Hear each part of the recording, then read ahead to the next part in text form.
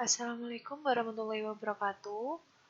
Di sini saya akan menjelaskan tentang sistem politik dalam pandangan Islam. Dengan nama kelompok, dengan saya sendiri yaitu Rifki Andriani, sama Pratiwi Sanya. Pertama, kita akan membahas tentang pengertian sistem politik Islam. Menurut Ibnu Qayyim, politik adalah sesuatu kegiatan yang menjadikan umat manusia mendekatkan kepada hidup, masyarakat, dan menjauhkan dari kerusakan. Sedangkan menurut Abdul Hamid Al-Ghazali, politik memiliki makna sebagai pemerintah dan menjalankan negara. Politik dalam Islam adalah suatu kebijakan untuk mengatur suatu pemerintah yang berdaulat atau masyarakat dalam bernegara. Yang kedua yaitu pengertian sistem politik secara umum. Sistem politik bisa juga disebut dengan suatu kesatuan yang terbentuk dari beberapa unsur atau elemen. Kalau sedangkan politik yaitu kekuasaan otoritatif yang akan dapat bekerja secara efektif dalam suatu sistem. Untuk mekanisme sendiri proses sistem politik Islam, yaitu ada 3. Yang pertama yaitu siyasah dusturiyah atau politik tata negara. Yang kedua ada siyasah dauliyah atau hukum tata negara. Dan yang ketiga ada siyasah maliyah. Kita akan membahas pertama tentang siyasah dusturiyah atau politik tata negara. Dalam politik ini yaitu ada hubungan antara pemimpin di satu pihak dengan rakyatnya dengan pihak lain atau kelembagaan-kelembagaan yang ada di dalam masyarakat. Terdapat yaitu ada 5 lingkup fikih siyasah dusturiyah. Menurut yang pertama yaitu persoalan imamah atau kepala negara, hak dan kewajiban. Yang kedua yaitu persoalan rakyat, status dan hak-haknya. Yang ketiga adalah persoalan baiat. Persoalan baiat sendiri adalah membaiatkan seorang amir dan mengikatkan perjanjian mereka, meletakkan tangan-tangan mereka di tangannya untuk menguatkan perjanjian atau jual beli.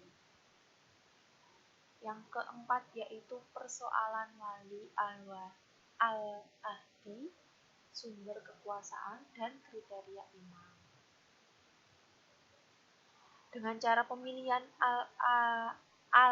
al-wali dan dengan janji atau penyerahan kekuasaan imam yang sebelumnya, cara yang ini disebut dengan waliul ahdi. Yang terakhir yaitu ada persoalan perwakilan dan al-ahdi, yaitu adalah pemegang kekuasaan tertinggi yang mempunyai wewenang memilih dan membalas. Selanjutnya yaitu ada siyasah dauliyah atau hukum tata negara. Yang pertama adalah korps diplomatik. Korps diplomatik sendiri yaitu kepala negara asing yang berkuasa di Darul Kufar atau di wilayah negeri non-muslim termasuk tamu-tamu sahabat dan perwakilan negara asing. Yang kedua yaitu ada tawanan perang atau disebut dengan membebaskan tawanan itu dengan baik mana dan menukarkan tawanan itu dengan tebusan. Yang ketiga ada perjanjian damai yang dilakukan oleh Darussalam dengan negara lain dalam keadaan perang, itu disebut dengan perjanjian atau gencatan. Yang terakhir yaitu ada penyerahan penjahat antar negara Darussalam. Yang dimaksud yaitu setiap negara yang termasuk Darussalam dipandang sebagai wakil yang mutlak bagi negara lain untuk menjalankan hukum Islam. Kemudian ada siasah maliyah. Siasah maliyah sendiri yaitu dapat dibicarakan bagaimana cara-cara yang harus diambil untuk mengharmonisasikan orang-orang kaya dan orang-orang miskin agar tidak terjadi kesenjangan. Dalam artian yaitu ada beberapa hal yang menjadi pembahasan, antara lain persoalan hak milik, zakat, harta, wakaf, perpajakan, dan bea cukai. Untuk ciri-ciri sistem politik Islam sendiri, yaitu ada 7. Yang pertama adalah kekuasaan dipegang penuh oleh umat. Yang kedua, masyarakat ikut berperan dan bertanggung jawab. Yang ketiga, ada kebebasan adalah hak bagi semua orang. Yang keempat, kesamaan di antara semua manusia. Yang kelima, ada kelompok yang berbeda juga memiliki legalitas. Yang keenam, kezaliman mutlak tidak diperboleh dan usaha meluruskannya adalah wajib.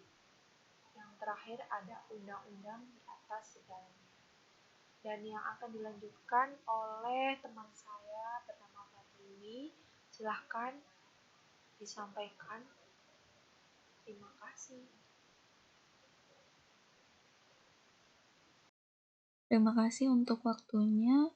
Bismillahirrahmanirrahim. Assalamualaikum warahmatullahi wabarakatuh. Saya akan melanjutkan presentasi dari teman saya. Setelah ciri-ciri sistem politik Islam, kemudian dilanjutkan dengan struktur politik dalam Islam. Sebelum kita mengetahui struktur politik Islam, saya akan menjelaskan sedikit mengenai struktur politik secara umum. Struktur politik berasal dari dua kata, yaitu struktur dan politik. Struktur berarti badan atau organisasi, sedangkan politik berarti urusan negara. Jadi, secara harafiah, struktur politik adalah badan atau organisasi yang berkenaan dengan urusan negara. Kemudian, struktur politik Islam yaitu struktur politik yang harus bersumber pada wahyu, yaitu Al-Quran, dan semua potensi yang ada pada diri manusia, seperti indrawi, akal budi, dan hati atau intuisi. Kemudian tentunya politik Islam secara aksiologis mengandung nilai spiritual dan material untuk kesejahteraan. Selanjutnya ada nilai-nilai dasar politik dalam Islam. Yang pertama, perintah menunaikan amanah. Yang kedua, perintah berlaku adil dalam menetapkan hukum. Kemudian perintah taat kepada Allah, Rasul, dan ulul amri atau pemimpin. Selanjutnya, perintah kembali kepada Al-Quran dan Sunnah. Berikut ada pula prinsip-prinsip dasar politik Islam. Yang pertama, mewujudkan persatuan dan kesatuan umat. Seperti yang terkandung dalam Quran Surat Al-Mu'minun ayat 52, yang isinya, sesungguhnya agama Tauhid ini adalah agama kamu semua. Agama yang satu dan aku adalah Tuhanmu, maka bertakwalah kepadaku. Yang kedua, ada keharusan musyawarah dalam menyelesaikan masalah-masalah ijtihadiyah. Ini terkandung dalam Quran Surat Ali Imran ayat 159, yang isinya, maka disebabkan rahmat dari Allah lah kamu berlaku lemah lembut terhadap mereka. Sekiranya kamu bersikap keras lagi berhati kasar, tentulah mereka menjauhkan diri dari sekeliling kamu. Karena itu maafkanlah mereka, mohonkanlah ampun bagi mereka, dan bermusyawarahlah dengan mereka dalam urusan itu. Kemudian apabila kamu telah membulatkan tekad, maka bertawakallah kepada Allah. Sesungguhnya Allah menyukai orang-orang yang bertawakal kepadanya. Yang ketiga ada selalu amanah dan menetapkan hukum secara adil. Hal ini terkandung dalam Quran surat An-Nisa ayat 58 yang isinya artinya sesungguhnya Allah menyuruh kamu menyampaikan amanat kepada yang berhak menerimanya dan menyuruh kamu apabila menetapkan hukum di antara manusia supaya kamu menetapkan dengan adil.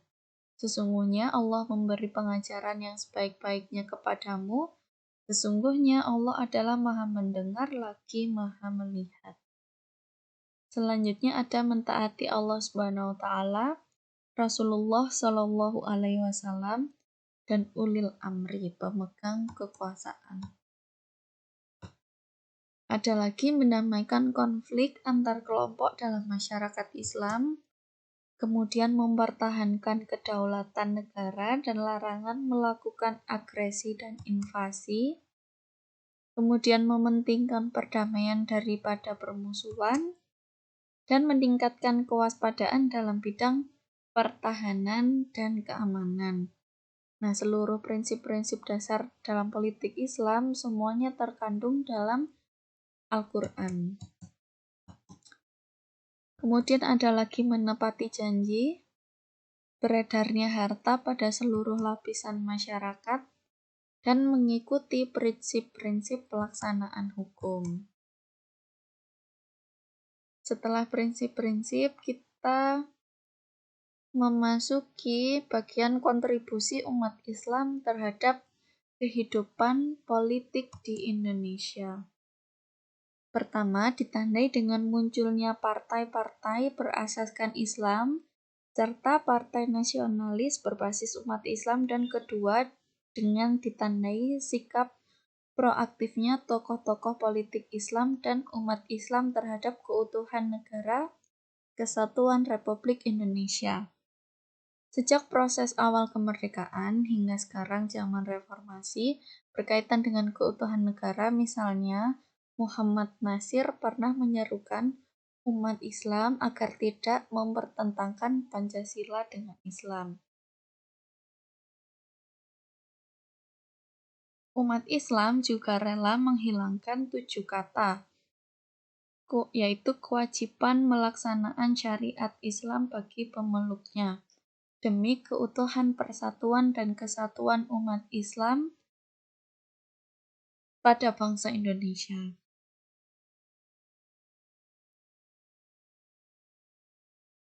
Di dalamnya, Pancasila juga berfungsi sebagai kesepakatan antar berbagai golongan untuk mewujudkan kesatuan politik bersama demi kejayaan bangsa Indonesia. Baik, demikian presentasi dari kami. Apabila ada kesalahan, maka murni dari kami. Apabila ada kebenaran, maka datangnya dari Allah. Wallahu a'lam bishawab. Wassalamualaikum warahmatullahi wabarakatuh.